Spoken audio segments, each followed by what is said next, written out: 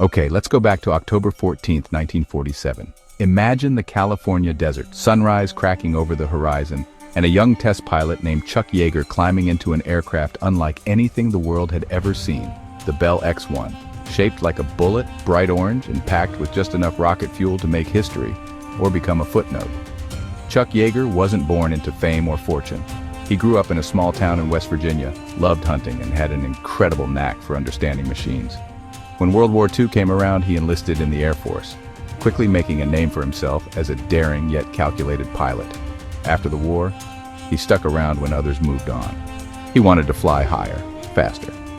Now let's talk about the challenge, breaking the sound barrier. At the time, people weren't even sure it was possible. Some said an airplane would just disintegrate. Others claimed the pilot's body couldn't handle it. The sound barrier wasn't just a technical limit, it was a wall in our collective imagination.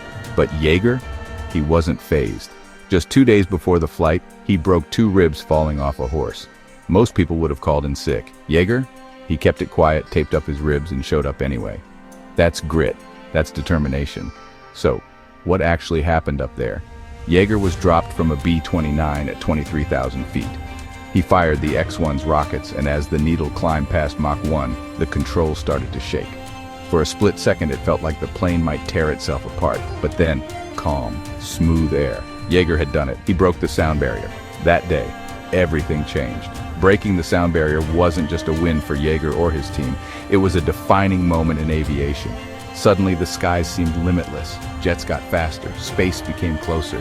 Yeager never stopped pushing boundaries. He kept flying, kept testing, and lived to see the world soar higher than anyone thought possible. But more than that, he showed all of us that limits are meant to be shattered.